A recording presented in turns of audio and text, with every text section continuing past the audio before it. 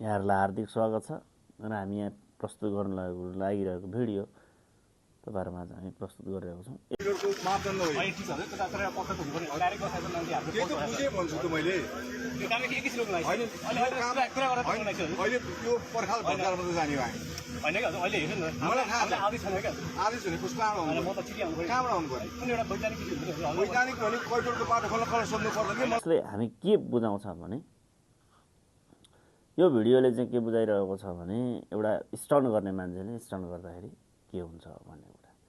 र दोस्रो चाहिँ के हो भने संसारमा लहरु हुन्छ, यो देशको विषयमा कुरा गर्नु ल हुन्छ, त्यो देशको कुनै एउटा संवैधानिक निकायहरुको विषयमा गर्नु त्यहाँ पनि एक प्रकारको चेन अफ कमान्ड या रुल्सहरु या चाहिँ तपाईको चाहिँ कानुनी आधारहरुको आधारमा त्यहाँ लहरुको आधारमा चाहिँ आफ्नो जिम्मेवारी दायित्व भूमिकाहरु हुन्छ।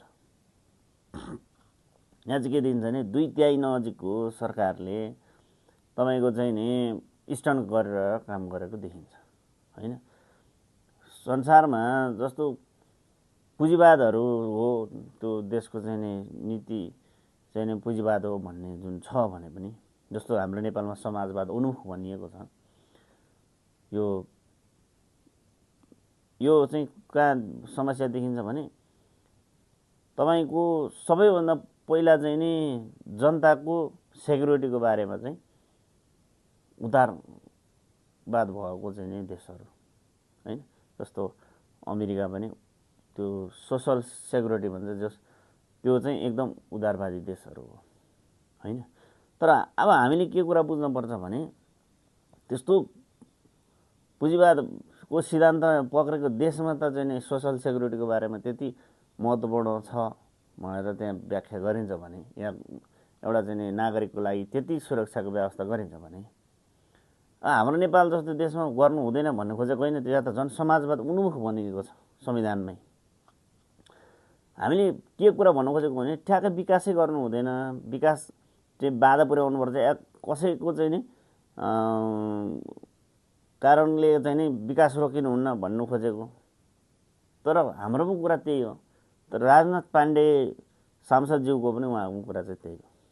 तर स्टन्ट चाहिँ कहाँनिर भयो भने एउटा 2/3 छेउ नजिकको सरकारले यस्तो कानुनी त्रुटिहरु चाहिँ नि सामान्य त्रुटिहरु चाहिँ नि आफैले निर्णय गरेर त्यसको चाहिँ नि संविधानहरु पनि को धारा नै परिवर्तन गरेर लिएर पनि जान सक्छ। र त्यो पनि भएन भने तपाईको प्रधानमन्त्री नै अहिलेको प्रधानमन्त्री नै चाहिँ रक्षा मन्त्री भएको हुनाले गर्दा त्यहाँनेरि सुरक्षामा बसेको एउटा टुकडीको क्याप्टेनलाई चाहिँ नि त्यहाँ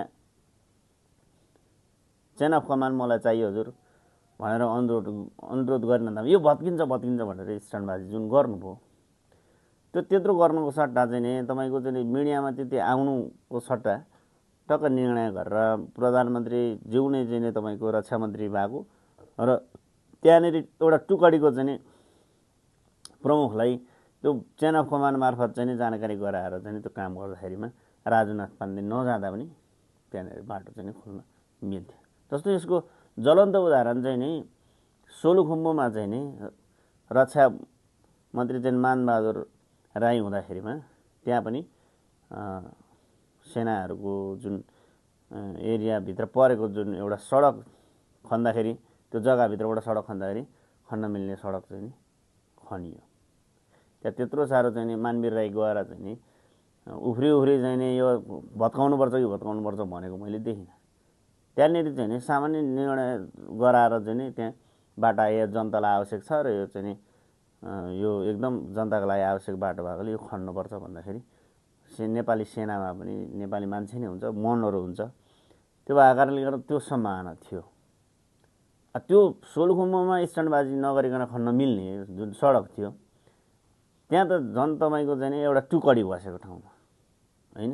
टुकडी बसेको राजनाथ पाण्डे गएर हिजो चाहिँ नि त्यो महानगरपालिकाको प्रमुख हुँदाखेरि जुन तरिकाको प्रभाव थियो चेतना पनि त्यहाँभन्दा बढी नउक्सेको हो कि भन्ने पनि कतिपय आएको देखिन्छ क्या।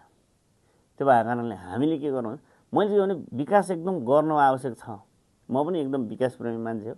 एकदम विकास गर्नुपर्छ जनताको लागि या सोशल सेक्युरिटीको लागि सरकारले गर्नुपर्ने भूमिका र दायित्व निर्वाह एकदम मजाले गर्नुपर्छ। तर अराजकता चाहिँ फैलाउनु हुँदैन त्यसरी। किनभने भोलि कसैले लाग्ला नि त, मलाई पनि राजनाथ पाण्डे जस्तो चाहिँ गर्नु मन छ भनेर कसैको घरै भत्काइदिएला नि त, मलाई सडक खन्नु मन छ भनेर। अब गाउँ गाउँमा अहिले त चाहिँ नि स्थानीय सरकारहरू छ, सिंहदरबार आएको छ गाउँ गाउँमा। यहाँको एउटा वडाध्यक्षलाई चाहिँ नि विकास गर्नुपर्छ भन्दैमा ल ठिक छ भनेर यहाँनिर घर भत्काइदिएर चाहिँ नि भिडियो बनाएर ट्याक्क हाल्दाखेरि त घर भत्काएको वडाध्यक्षले सडक बनायो भनेर चाहिँ नि ट्याक्क कस्तो राम्रो हो। त्यो सरकारभन्दा खतराहरू छ। उसले त चाहिँ नि सरकारको चाहिँ एउटा सांसदले गएर त चाहिँ नि या चाहिँ नि रासपाको नेतृत्वको सरकारको सांसदले त गएर एउटा पर्खाल मात्रै भत्कायो, तर यहाँको एउटा वडाध्यक्षले त घरै 50वटा घर भत्काएर चाहिँ सडक विस्तार गरे भन्ने बनाउँदा त कति राम्रो भयो नि त। तर विकास सँगसँगै तपाईँको सोसियल सेक्युरिटी पनि हुनु पऱ्यो क्या। जनताको धनजनको क्षति चाहिँ कसले बेहोरिदिने वा तपाईँको चाहिँ नि। तर रासपाको चाहिँ नि टिमलाई अहिले भन्दाखेरि चाहिँ एकदम गाली खाइन्छ क्या। उहाँहरू भनेको जलाएरै आउनु भएको कि फेरि होइन, जलाएर आउनु भएको। त्यो भएर समस्या के हो भने जलाएर भत्काएर तहस नहस गरेर आउनु भएकोले उहाँहरूलाई मतलब चाहिँ छैन। तर वास्तवमा के कस्तो भने एउटा सरकारले वा एउटा जिम्मेवार दल या राजनीतिक दल या चाहिँ संस्थाले चाहिँ तपाईँको चाहिँ नि व्यक्तिको सम्पत्ति, राज्यको सम्पत्ति, यो सार्वजनिक सम्पत्तिहरू यसको संरक्षण गर्न सिक्नुपर्छ कि होइन। तर यसरी अराजकता फैलाएर चाहिँ नि विकास नगरौँ।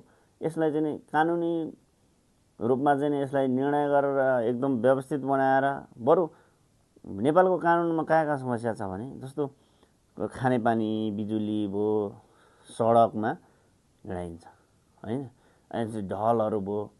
तपाईँको चाहिँ नि विकास गर्ने विषयमा चाहिँ जस्तो वनहरू भयो होइन। यहाँ समस्या कस्तो समस्या छ भने यहाँनिर चाहिँ यो एउटै मन्त्रालय बनाएर यसलाई चाहिँ यहाँ काम गर्दाखेरि पनि एउटै उमा बनाएर क्या त्यहाँको एउटै योजना अन्तर्गत पारेर गर्नु पर्यो क्या।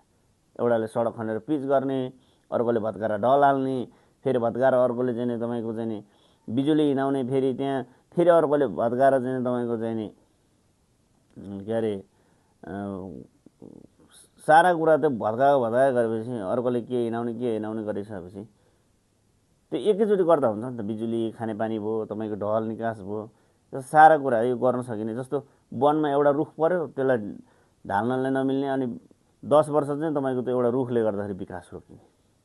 यस्तो कारणले गर्दा यस्तो कानुनी कुराहरू जहाँ त्रुटि छ यस्तो कुराहरू सुधार गरेर लिएर जाउँ पऱ्यो। स्टन गरेर सारा कुरा हल्ला गरेर हिजो चाहिँ नि बालिन शाहले चाहिँ नि आमा बालिनले देश बनाउँछ भनेर उफ्री कराएको। वास्तवमा त्यो जिब्रो चिप्लेको जस्तो मात्रै लाग्यो। आमा बालिनले चाहिँ नि स्टनले देश बनाउँछ भनेर स्टनले देश बन्छ। त्यो भएकाले तपाईँहरूलाई अराजकता नफैलिकन विकास गर्न म हार्दिक अनुरोध गर्दछु। हस्, धन्यवाद।